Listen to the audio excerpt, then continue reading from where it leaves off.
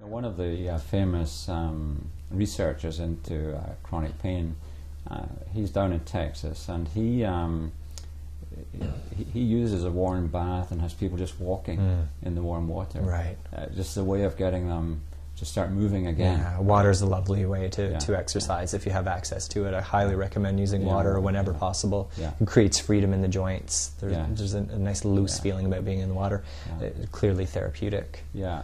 And he gets fairly good results of people returning to levels of functionality where they can return to work. And I think sometimes what happens with my own experience of meeting people over 14 years now with these illnesses is that people become sedentary. Because they're sedentary, they put on weight. So it becomes a cycle which is really hard to recoup from. So, I mean, in terms of starting off with something simple, what are the easiest steps that, I mean, the first step, of course, is to accept that you can do something, right? You can Absolutely. make an effort. I would say, from my own experience, the first 8 to 10 weeks are really tough going, so you've got to have the encouragement to keep going through those first 8 to 10 weeks or so, but after that it actually gets a bit That's easier, right. yeah. So that's why it's important to have a plan in place and to have a look forward like you would in a textbook, to know what you're working towards and what your goals will be. And again, that's different with everybody that walks in my door. But setting some steps and some measurable goals for people is a great way to help them through those early stages.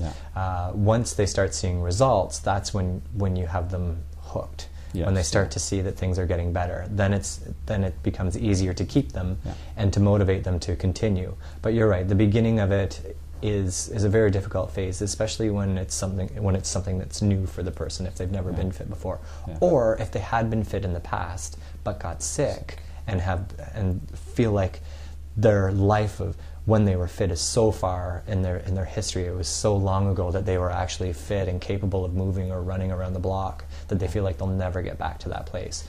So it's very difficult for those people to get started again and get moving. So some very basic exercises, just like I said, spine mobilization is a very important way to get things started.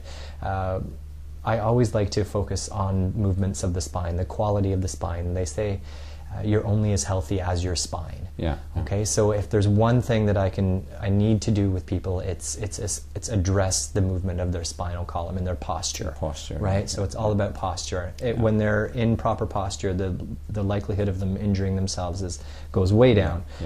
When they learn how to hold themselves up properly and move properly, that's when we can progress.